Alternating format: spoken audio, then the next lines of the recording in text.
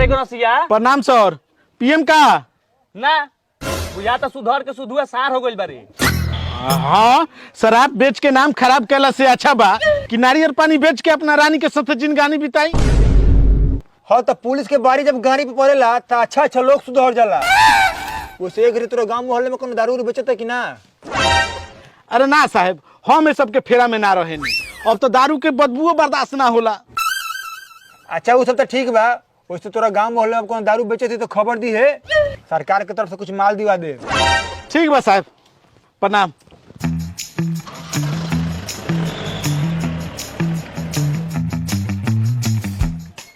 ताजा ताजा नारियल पानी। का हो गणासी भैया, हमारा तो लागल कि फेर से भीतर गइल। अरे ना रे सरवा, तू तो रिश्तेदारिये में के बाणों से भेटालो सो तो पन्ना में पति होत रहेला। तो मान लो लियाइल बड़ा। का बात करत रे, सांप अपन केचुर देवल भुला जाई लेकिन गणसिया दारू बेचल ना। ले लेकिन पिछले बार माल कम देले रहा। हई देख फूल बा। हाँ। अब की बार अपना से पैकिंग कइले बानी। ठीक बा ठीक बा। ए नारियल पानी।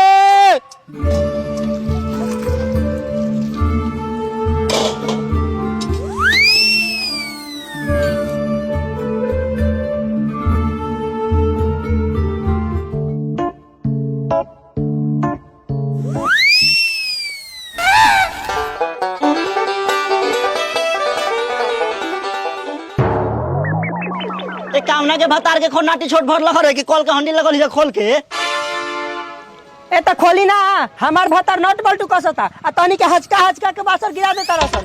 कोने बाद ₹2 लगावे वाला। अरे बाप रे बाप, बुझाता कि टोटो खर्चा तू ही तार भतारे करेला। मिस्त्री आए रहे या 40 फुट लगा छोड़ देलक। हैं सतुआ चार खिया के हम अपन 160 फुट हलवइले रही। हाय हाय हाय, ऊ ना लौकल। मुखिया के बोला के मरई में मीटिंग करवानी, तब जाके चापा कल हलल। रे ते कॉल का हंडिल देबे कि ना देबे? ना दे।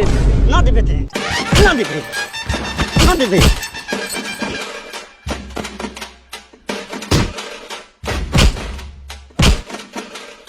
हट भोसड़ी, आज के बाद लगियो जन भोसरो ना तो देखा था नु कॉल का हंडिल, ये हंडिल ढके घूर दे। हट हट हट।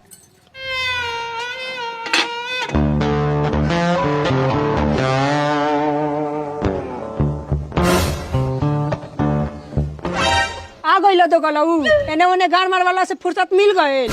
ओने तू मारवावा, एने हमार मार दे तरन स। ए कौन मरला सर? तारे छोटका भाई झुनझुना कानी बजा देलक हो।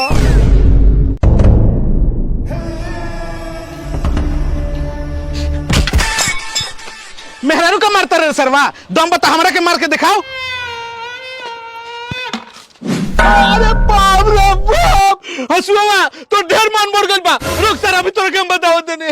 हाँ जो जौन बुझाए तौन कह लिया, हम देख लेम जो।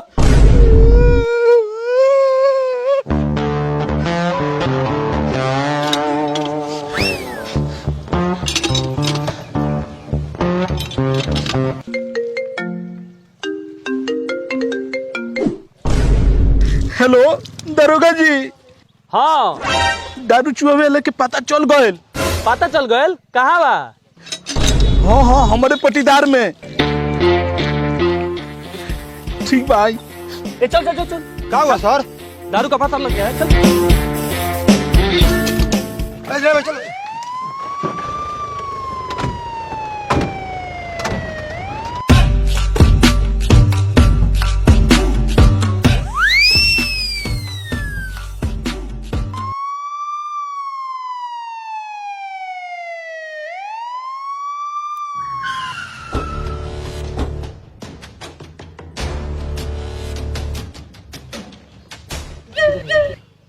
भीतर बा।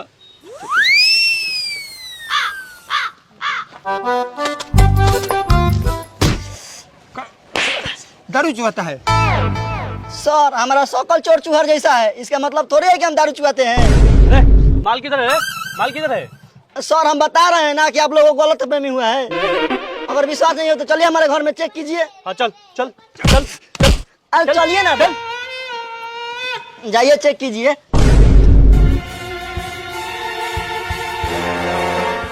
सर कुछ भी नहीं है। हम बोल रहे थे ना सर कि कुछ भी नहीं मिलेगा। आगे आइए और चेक कराते हैं आपको। देखिए यहाँ देखिए, है कुछ और देखिएगा, इधर देखिए है कुछ नहीं मिलेगा हमारे घर में। और आइए और दिखा देते हैं, पूरा अपना घर तलाशी करवाते हैं आपसे। आइए सर हमको लग रहा है गलत इन्फॉर्मेशन मिल गया हम लोग को। ये देखिए, अब देखिए यहाँ कुछ बा, देखिए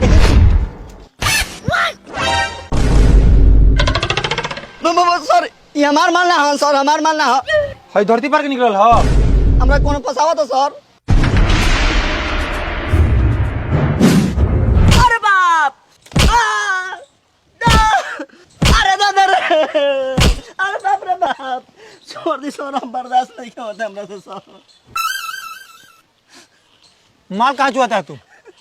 सर चुतर धोनी तो पानी छुअबे ना करे, हमरा माल कहाँ चुआवे आवेला सर।